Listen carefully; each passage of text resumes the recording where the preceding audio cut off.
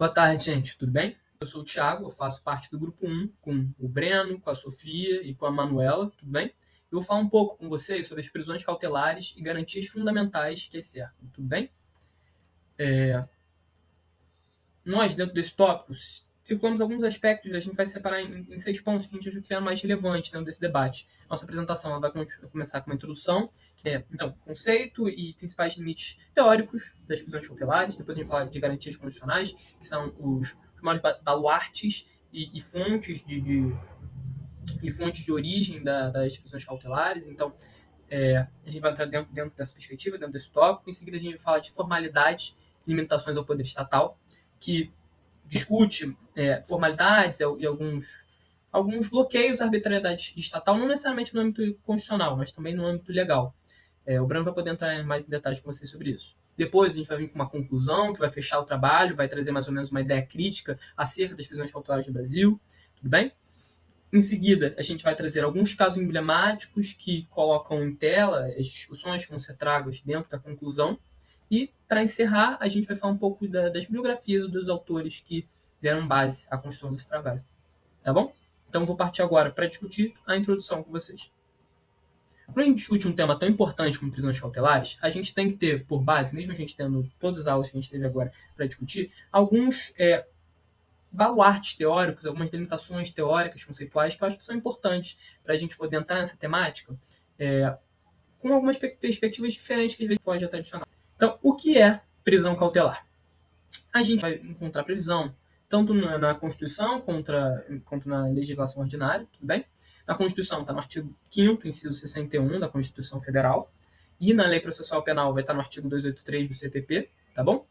E a gente vai ter um conceito mais tradicional, que é o do Guilherme Nutt, que é um doutrinador que é crítico do direito processual penal, mas tende a trazer posicionamentos mais conservadores, mais tradicionais. Ele delimita pra gente que prisão cautelar é a privação de liberdade, tolhendo o direito de ir e vir, através do recolhimento da pessoa humana ao cárcere, por absoluta necessidade da instituição processual. Então aqui a gente está falando de uma prisão não depois do trânsito em julgado, não uma prisão em decorrência de sentença, mas uma prisão que se torna necessária para instruir um processo penal, onde, teoricamente, de acordo com o texto constitucional, deveria estar vigorando a presunção de inocência. E a gente, com esse conceito, vai agora falar da posição de outro doutrinador, das ideias de outro doutrinador, que é o Aurí Lopes, que é um doutrinador muito mais crítico às ideias vigentes no processo penal, tudo bem? Hoje, as posições mais tradicionais do processo penal, ele vai apontar exatamente isso, que a prisão cautelar é uma exceção à presunção de inocência, que está no texto constitucional, no artigo 5º, no inciso 57, tudo bem? E ele vai apontar por que a prisão cautelar é uma exceção ao princípio da presunção de inocência. Como isso acontece? O que permite que a gente tenha essa delimitação de uma maneira a respeitar garantias fundamentais? E ele coloca que são 2 pontos, que são o requisito e o fundamento, ou requisitos, a gente vai discutir isso, e os princípios que cercam as prisões cautelares, que advêm tanto do texto legal quanto de construções doutrinárias. Então, a gente fala requisitos, por que essa é uma dúvida? Porque a gente tem 2 posições. A doutrina tradicional, dentro de uma perspectiva da construção do processo como uma doutrina do processo unificada, às vezes, nesse caso específico, surge com uma construção de que a prisão cautelar estaria para o processo penal, assim como a tutela de urgência estaria para o processo civil. Então, a prisão cautelar estaria cercada de 2 requisitos. Primeiro, o fumus boni iuris, que seria a fumaça de bom direito. Então, a demonstração, no caso concreto, no caso fático, de que existe uma grande probabilidade do delito. E o perigo in mora, que seria o perigo do tempo, do tempo em que se transcorre o processo penal daquele indivíduo na sociedade, etc. Dentro dessa ideia. O Aurí ele vem com uma perspectiva muito mais crítica. Ele aponta que não existem 2 requisitos, só existe um requisito para a prisão cautelar. O requisito para a prisão cautelar é o fumus comissi delicti. Ele constrói um instrumento próprio do processo penal. Ele se inspira em outros doutrinadores, mas a gente vai estar se referindo a ele como principal autor que nos guiou da construção desse trabalho. E o que é o fumus comissi delicti? É a demonstração de efetiva materialidade. São de justa causa, perdão. São elementos de indubitável materialidade, indícios fortes de autoria por parte do investigado, do acautelado, etc. E em vez de colocar que existem 2 fundamentos, ele coloca aqui 2 requisitos, ele fala que existe só um requisito e um fundamento, que vai dar vazão a essa prisão cautelar, que é o periculo libertatis. Ele coloca que essa ideia de periculo in mora, de tempo, não faz sentido, e que quando a gente conjuga a prisão cautelar com os princípios que a regem, quando você pega a prisão cautelar, ela não tem que estar regida por um tempo específico ou preocupado com esse tempo do processo, mas com os fatos concretos, com o que está acontecendo de fato na realidade e qual o perigo que a liberdade desse sujeito vai instituir para a ordem pública, vai instituir para o andamento do processo, para a instituição processual, etc. Uma série de outros fatores. Tudo bem? Dentro dessa perspectiva, ele aponta que outro delimitador que na teoria, porque a gente vai ver que na prática não é exatamente assim, que na teoria delimitaria uma adequada utilização ou uma adequada instrumentalização desse instrumento que é a prisão cautelar, serão os princípios que derivam da lei. Eu preferi discutir os princípios por cima, porque vários desses artigos que vão discutir esse princípio, vários desses artigos já foram vistos em aula, e eles decorrem, a maior parte da lei, de construção doutrinária, eles vão ser vistos posteriormente de formalidades, etc. Mas é só dentro dessa perspectiva, entender quais são os princípios que regem a prisão cautelar e ou que deveriam reger a prisão cautelar, quais os princípios que vão fazer com que esse instituto seja usado de uma maneira apropriada, sem ferir princípios constitucionais, como o da presunção de inocência. Ele é uma exceção necessária, instrumental, mas que deve ser pautada por esses princípios para não se mostrar uma prisão cautelar claramente ilegal, inconstitucional. Tudo bem? Então, o primeiro é a jurisdicionalidade e motivação, que fala que, em regra, toda e qualquer prisão cautelar somente pode ser decretada por ordem judicial fundamentada. Tudo bem? Isso cria um resguardo, a pessoa... isso tira o poder da arbitrariedade, entra dentro da perspectiva do sistema acusatório, tem que ser fruto de uma decisão judicial, etc. Então, a gente vai falar, por exemplo, que a prisão em flagrante é uma prisão pré-cautelar, então seria uma medida pré-cautelar, por exemplo, dentro dessa ideia, porque ela não advém de uma decisão, de uma prisão judicial e só posteriormente seria ratificada, etc. Que deve ser adequadamente motivada para que seja demonstrado, de novo, voltando, os requisitos que foram previamente ditos, para que seja demonstrado o fundamento, para que tudo esteja dentro da constitucionalidade e da legalidade. A gente vai falar do contraditório. Hoje em dia, a regra é que seja submetido ao contraditório, tudo bem? Então, quando o contraditório, que é um princípio tão importante do nosso ordenamento jurídico, não vai estar presente quando a gente fala de prisão cautelar. Em casos de urgência, um perigo de ineficácia da medida. Então, dentro dessa nova sistemática, agora o contraditório se torna regra, é necessário, etc. E o Auri coloca que algum tempo atrás não, era uma blasfêmia, se fala em contraditório dentro de prisão cautelar, porque não, porque isso, etc. E agora a gente vê esse direito fundamental respeitado. Aí a gente entra na provisionalidade, factualidade e concretude. Ele indica que as prisões cautelares são medidas situacionais, que subsistem enquanto seu requisito e seu fundamento são atuais e concretos. O que significa dizer que são atuais e concretos? Quer dizer que a gente pode ver a fundamentação e o requisito, eles subsistem na atualidade, eles subsistem hoje, eles hoje são relevantes e eles não são fatos passados, etc. E hoje podem afetar o adequado andamento do processo, etc, etc, etc. E eles são concretos, eles não são abstratos. Ele não pode vir a produzir um dano, não é uma coisa imaterial, são baseados em lastros na realidade. Por exemplo, ele pode vir a fugir. Por quê? Porque ele botou todos os bens dele à venda. Porque ele está transferindo os bens dele para vizinho, para parente, para os filhos, etc. Entende? Dentro dessa perspectiva, tem que estar galgado na realidade, dentro dessa perspectiva de galgado na realidade, ele tem que se mostrar atual, no momento atual, tudo bem? Enquanto a gente tem a provisionalidade, que fala que são medidas situacionais, a gente vai ter também a provisoriedade,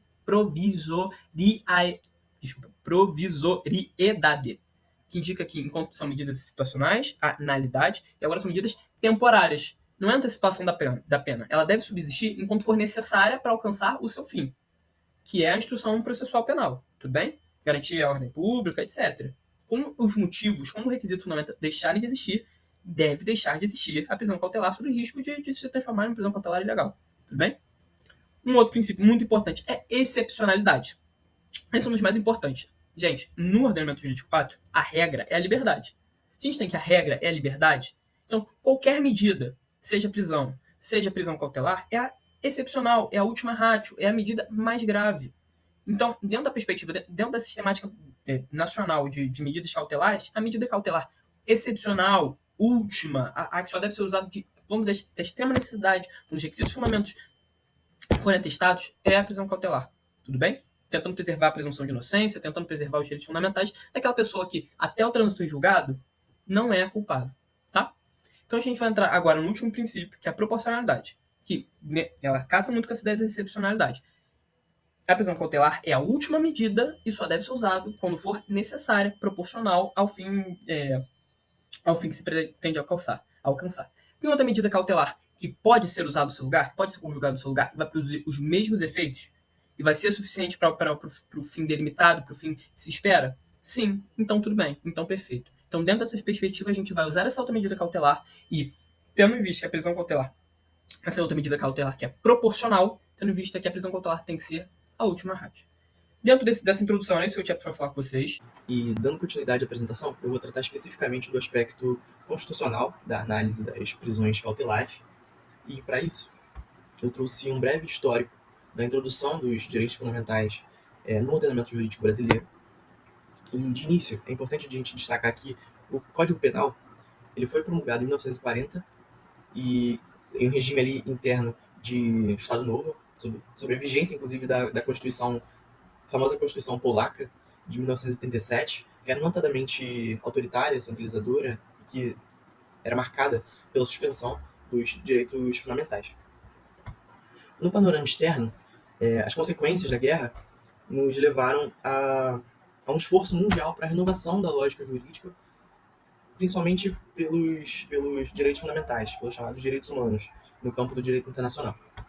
E, nesse sentido, então, surgiram diversos tratados e convenções internacionais de direitos humanos, os quais, posteriormente, foram plenamente recepcionados pela Constituição, por meio do parágrafo 2º do artigo 5º, que diz que os direitos garantidos expressos nessa Constituição não excluem outros decorrentes do regime e dos princípios por ela adotados ou dos tratados internacionais em que a República Federativa do Brasil seja parte, seja signatário. E considerando, inclusive, que esses tratados, essas convenções, eles alargam o rol de garantias constitucionais que estão previstas na própria Constituição. E considerando o contexto da época, pode-se afirmar de forma categórica que tanto o direito penal quanto o direito processual penal, eles já não eram mais cabíveis àquela realidade. E para atestar essa disparidade, eu optei por trazer 2 exemplos de normas que foram posteriormente recepcionadas pela Constituição de 1988. O primeiro exemplo diz respeito ao Pacto Internacional dos Direitos Civis e Políticos. Ele foi recepcionado em 92 pela Constituição e foi aglutinado ao ordenamento jurídico em 92. E seu artigo 9, aliás, afirma que a prisão preventiva de pessoas que aguardam julgamento não deverá constituir a regra geral. Ou seja, a prisão vai ser a exceção e, portanto, a liberdade vai ser a regra.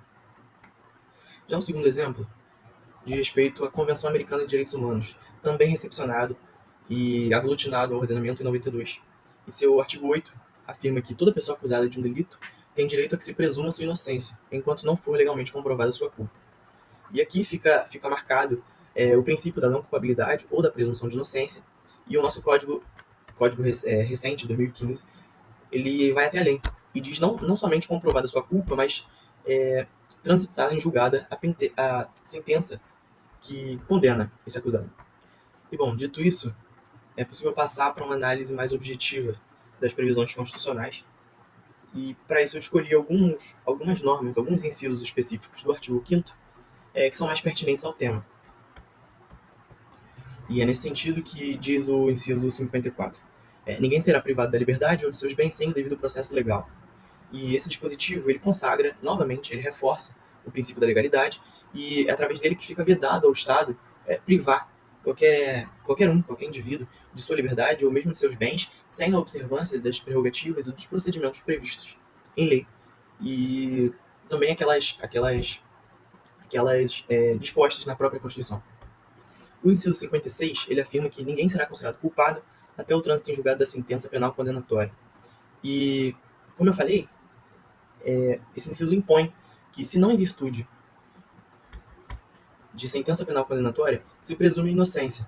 Ou seja, aquele que é acusado, ele deverá ser considerado e tratado como inocente até o trânsito da sentença penal condenatória. Em outras palavras, o réu ele vai responder o processo em liberdade, em regra, como foi visto inclusive na previsão internacional, que eu mostrei antes. Já o inciso 61, ele impõe que, se não em virtude de flagrante delito, a determinação que impõe aquela prisão processual, ela deve ser escrita e fundamentada. E, teoricamente, essas prisões de natureza cautelar, elas só poderiam ser toleradas depois do início formal da persecução penal. No caso dos incisos 62 e 65, eu gostaria de salientar aqui o uso do advérbio, aliás, temporal imediatamente, e que traduz a urgência da garantia de liberdade que se espera do julgador à Constituição Federal. E, por fim, no caso do inciso 66, ninguém será levado à prisão ou nela mantido quando a lei admitir liberdade provisória, com ou sem fiança. E é nesse sentido que é possível assumir que a prisão ela vai ser a última solução processual aplicável, zelando, claro, os objetivos das medidas cautelares, sendo eles o normal desenvolvimento do processo e a aplicação da lei penal eficaz. Eu acho interessante também denotar aqui que o Aury Lopes Júnior, professor e autor, afirma, inclusive, que as medidas cautelares elas são medidas destinadas à tutela do processo, e sendo a prisão a mais gravosa delas. E, portanto, isso justifica o cuidado maior que o legislador precisa ter na hora de aplicar essas penas. E, de maneira geral, como todas as medidas cautelares implicam restrições muito severas na esfera dos direitos fundamentais dos acusados, elas exigem, portanto, uma maior observância dos princípios elencados anteriormente pelo Tiago e, sobretudo, no caso da prisão processual, prisão cautelar. E, por fim, a possibilidade de uma prisão cautelar, ela, com o fim de zelar pelo processo e pela aplicação eficaz da lei penal, ela é reconhecida pelo STF, desde que respeitadas as limitações ao poder punitivo impostas tanto pela Constituição quanto pela lei processual. E, por fim, novamente parafraseando o mestre Aury Lopes Júnior, no processo penal, forma é garantia. E isso ele quer dizer que o direito processual ele se coloca como um guardião das liberdades individuais, uma vez que impõe limites ao poder punitivo do Estado e, sobretudo, a aplicação das penas cautelares. E, afinal, é possível dizer que a infringência de qualquer uma dessas prerrogativas conduz à ilegalidade da prisão cautelar e, por consequência, o relaxamento dela, como a gente já viu anteriormente. Gente, aqui na parte 3, a gente vai falar sobre algumas formalidades. Na verdade, a gente vai falar sobre algumas regras que devem ser observadas quando a gente está realizando uma prisão cautelar. A primeira delas é sobre o mandado de prisão. O mandado de prisão, ele é indispensável, né? O nosso código traz para a gente, nossa Constituição também, em diversos incisos, no geral, que ninguém pode ser preso sem mandado de prisão, porém, temos duas exceções, que seriam a prisão em flagrante ou no caso de uma infração inafiançável, conforme disposto no artigo 287 no Código de Processo Penal, que está aqui embaixo para vocês. E o que ocorre? Nesse caso de uma infração inafiançável, o preso ele será imediatamente apresentado ao juiz que expediu o mandado de prisão. Essas são as duas exceções que o Código de Processo Penal traz. E aí nós temos algumas formalidades, né? A primeira delas e mais importante, porque tem as outras que são mais burocráticas, digamos assim, que fala sobre a assinatura que tem que ter no mandado de prisão e etc. Essa aqui tem mais a ver com as garantias, que é isso que o nosso trabalho busca observar, que o mandado de prisão ele vai ser passado em duplicata, ou seja, ele vai ser expedido em duas vias. Por quê? Porque uma vai ficar com o preso. E quando o preso chegar no sistema carcerário, ele tem que apresentar aquela cópia do mandado de prisão ao respectivo diretor ou carcereiro. E esse diretor, ele deve passar um recibo da entrega do preso, declarando o dia e horário que ele ingressou no sistema penitenciário, no sistema carcerário. E isso porque assim a gente evita um encarceramento sem causa e também o desaparecimento do preso, porque a partir daquele momento ele é um custodiado, né, na verdade. Ele está sendo custodiado pelo Estado, então o Estado tem que cuidar dele. E aí, as demais formalidades que eu falei, que estão mais relacionadas a questões burocráticas, de assinatura, etc., estão no artigo 285 do Código de Processo Penal, que é esse aqui.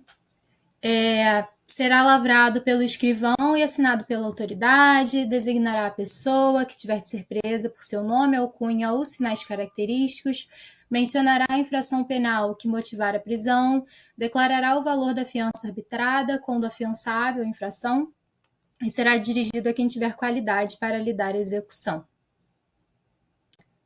Próximo slide.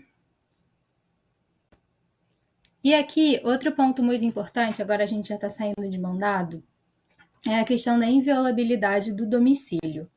E aqui a gente tem expresso no nosso Código de Processo Penal, porém, mais importante que esse parágrafo 2º do artigo 283, nós temos o inciso 11 do artigo 5º da Constituição, que vai dizer que a casa é asilo inviolável do indivíduo, ninguém nela podendo penetrar sem consentimento do morador. Agora, o que é importante para a gente no processo penal. Salvo em caso de flagrante delito ou desastre, ou para prestar socorro, ou durante o dia, por determinação judicial. O que isso quer dizer? Quer dizer que para a autoridade policial ingressar na residência de alguém, precisa ter autorização do morador daquela residência. As únicas hipóteses em que essa autoridade policial ela pode ingressar no domicílio sem essa autorização do morador no caso de flagrante delito, e aqui a gente está falando de um flagrante próprio. 2, desastre. 3, ou para prestar socorro. E isso tudo durante o repouso noturno, porque esse dispositivo ele faz uma observação que durante o dia tem mais uma hipótese, que seria determinação judicial. Ou então, por exemplo, um mandado de busca e apreensão, que a gente vai falar em outros seminários. Com o mandado de busca e apreensão, não é necessário que um morador franqueie a entrada daqueles agentes policiais dentro da casa, porque ele tem o mandado, uma determinação judicial. Então, ele pode, inclusive, arrombar a casa da pessoa, porque ele tem essa determinação. E aqui uma observaçãozinha que a entrada ela pode ser franqueada por qualquer um dos moradores da residência. Gente, aí, para fechar o tópico 3 dessas regrinhas que a gente tem que observar, a gente vai falar sobre emprego de força e uso de algemas. Só que tanto o emprego de força quanto o uso de algemas, eles não são regra. Na verdade, eles são a exceção. O nosso Código de Processo Penal, ele diz para a gente, no artigo 284, que só será permitido o emprego de força no caso de resistência ou de tentativa de fuga do preso. Quanto ao uso de algemas, a gente tem também o Decreto 8.858 de 2016, que vai falar sobre isso e vai falar também sobre uma perspectiva de proibição de tratamento desumano e degradante. E vai falar uma coisa muito interessante também, que é sobre o uso de algemas em mulheres encarceradas que estão em trabalho de parto ou no transporte para trabalho de parto, que no caso seria proibido utilizar algemas. E por fim, sobre isso também, a gente vai ter a súmula vinculante número 11 do STF, que vai dizer que só é lícito o uso de algemas em casos de resistência e de fundado receio de fuga ou de perigo à integridade física própria ou alheia por parte do preso ou terceiros. E aí, a justificativa, ela deve estar por escrito nos autos, sob pena de responsabilidade, sob pena de nulidade. da prisão ou do ato processual. Então, normalmente, o que a gente tem é no final, na prática, né? Por exemplo, vem um APF, um auto de prisão em flagrante. Vem um termo de declaração do policial que participou da diligência, e lá no final vai falar que não foi necessário fazer o uso de algemas, ou por conta disso, porque o preso se debateu, porque ele tentou fugir algumas vezes durante a captura, durante o flagrante. Bom, continuando a nossa apresentação, agora que a gente já viu as garantias fundamentais, as formalidades e as limitações do poder estatal, a gente selecionou alguns casos a título exemplificativo para ensejar nossa discussão sobre as prisões cautelares e as garantias constitucionais. O primeiro caso selecionado é o caso da influencer Deolane Bezerra. Em junho de 2022, a Deolane foi alvo de uma operação da Polícia Civil do Estado de São Paulo, no qual foi apreendido alguns bens de luxos da Deolane e estava sendo apurado o envolvimento da Deolane com a empresa Betzord, que é uma empresa que atua em jogos de azar e pirâmides financeiras, né? Basicamente, crimes contra a ordem econômica. A Deolane, nessa situação, alegou que havia total desconhecimento das operações financeiras dessa empresa e das atividades ilícitas e que apenas foi contratada para atuar como influencer, fazendo a publicidade. Entretanto, o caso que ganhou mais notoriedade em relação a Deolane foi agora em 2024, no qual a Polícia Civil de Pernambuco apreendeu, durante a Operação Integration, a Deolane foi acusada de criar sites de apostas para fazer a lavagem de dinheiro de jogos ilegais.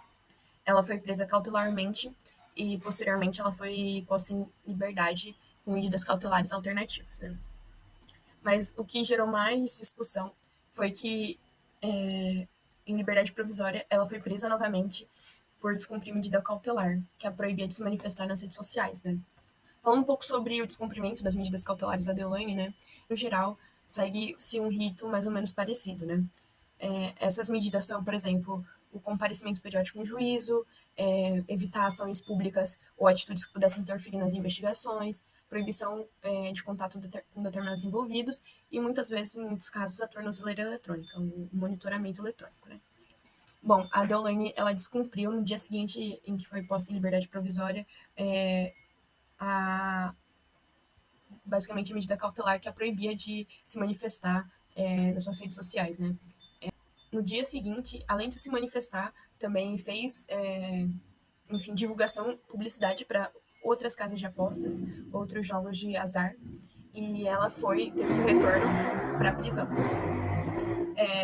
Então, basicamente, quando há o descumprimento das medidas cautelares, isso gera uma reação severa da justiça, do sistema de justiça, no sentido de substituir as medidas pela prisão, no caso, né? E a revogação a Deolane, no caso, teve a revogação da liberdade provisória e, consequentemente, foi decretada a prisão preventiva dela. Entretanto, os advogados dela, né, impetraram habeas corpus e a Deolane foi posta hoje, em outubro de 2024, em liberdade provisória novamente. A prisão da Deolane teve como pano de fundo, como justificativa, né, o risco de interferência no processo e de reincidência nas condutas investigadas, né, uma vez que no dia seguinte ela já estava fazendo novamente publicidade. Bom, esse foi o caso da Deolane. E o segundo caso que a gente selecionou foi o caso do Rafael Braga, né?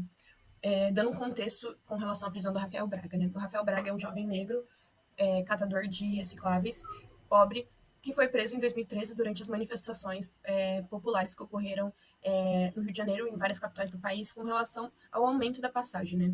O Rafael, ele foi detido pela polícia portando 2 frascos de produtos de limpeza, um de pinho-sol e o outro de água sanitária. Esses produtos, embora não tenham potencial explosivo, Rafael foi acusado de porte de material explosivo e enquadrado na Lei de Segurança Nacional. Ele foi condenado a 5 anos de prisão.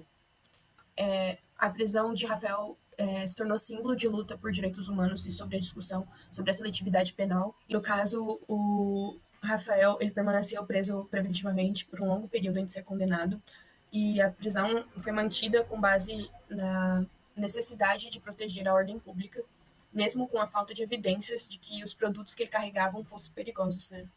Durante o julgamento do Rafael Braga, os produtos que ele carregavam, foi provado que os produtos que ele carregava não poderiam ser utilizados como explosivos, e o mas o Tribunal de Justiça do Estado do Rio de Janeiro entendeu a prisão dele como uma prisão válida, sustentando que Rafael representava uma ameaça para a segurança, né? Isso foi em 2013, né? 3 anos depois, em 2016, em janeiro de 2016, enquanto ele cumpria a pena em regime aberto, Rafael Braga foi preso, dessa vez com a acusação de tráfico de drogas e associação ao tráfico. De acordo com a polícia, ele estava com um posse de 0,6 gramas de maconha e 9,3 gramas de cocaína e um rojão. Ele alegou que as drogas foram plantadas pelos policiais e que ele estava apenas indo para a padaria quando foi abordado. Ou seja, o flagrante, segundo o Rafael, era falso. Esse flagrante foi muito, vamos dizer assim, questionado pelos lideranças de movimentos sociais e advogados de direitos humanos por conta da sua fragilidade, né? Havia apenas 2 policiais, não havia gravações, não havia testemunhas em relação a esse flagrante. E nesse novo processo, a prisão preventiva foi decretada novamente, agora com base no perigo in liberatis, ou seja, o suposto risco de reiteração da prática de crimes, né?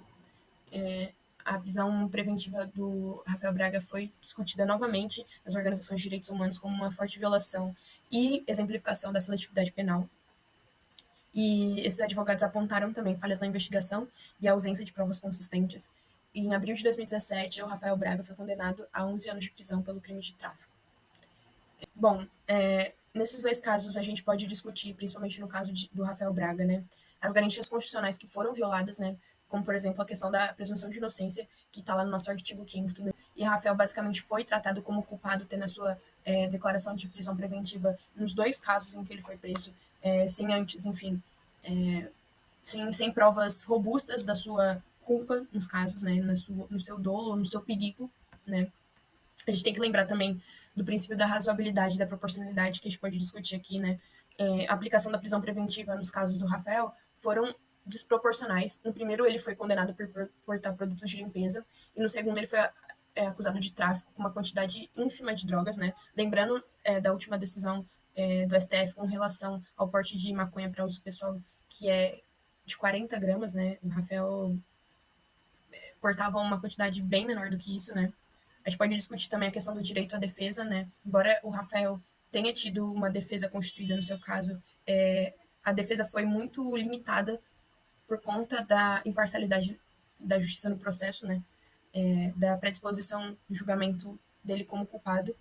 Isso reforçado pelo estereótipo e pelo racismo estrutural, né? Por ele ser um homem pobre e negro, catador de materiais recicláveis. E, por último, e não menos importante, a gente pode discutir também a questão da igualdade perante a lei, no artigo 5º, sobre o tratamento do Rafael Braga e o quão diferente o tratamento que ele recebeu de, por exemplo, casos como o da Deolane Bezerra, né? Não só por questão de valores, mas pelo tratamento em si, né? Então, basicamente isso, né? A gente pode discutir a repercussão social desses 2 casos. A gente pode discutir, como eu disse antes, sobre a seletividade penal e o racismo estrutural, que está imbricado fundamentalmente na formação social brasileira. Mas, por último, sobre o caso Rafael Braga, eu queria só pontuar que em 2020, depois de uma mobilização grande das entidades de direitos humanos, o Rafael Braga ele foi autorizado a cumprir a pena em prisão domiciliar por conta de um tratamento médico com relação à tuberculose que foi adquirida após, enfim, a sua prisão, né? E, enfim, por esse tratamento médico não conseguir ser conduzido no estado inconstitucional, né, das prisões brasileiras. Agora, partindo para a conclusão, né, da apresentação, a gente entende que é necessário discutir o tensionamento da presunção de inocência nos casos em que há prisões cautelares, né? Principalmente porque essas prisões cautelares muitas vezes podem se confundir, vamos dizer assim, com a execução antecipada da pena, né? Entendendo também que não há diferenciação muitas vezes entre presos condenados e presos preventivos dentro do sistema carcerário de aplicação penal, né? A gente pode discutir também sobre a necessidade de proporcionalidade, né, nas prisões cautelares e como elas devem ser fundamentadas com base em uma necessidade real e em conformidade com os princípios da razoabilidade e proporcionalidade. Ou seja, como essas prisões têm que ser cautelares, elas têm que ser devidamente fundamentadas e justificadas e não amparadas simplesmente num estigma ou em provas pouco robustas sobre a materialidade, por exemplo, ou a questão da autoria, principalmente.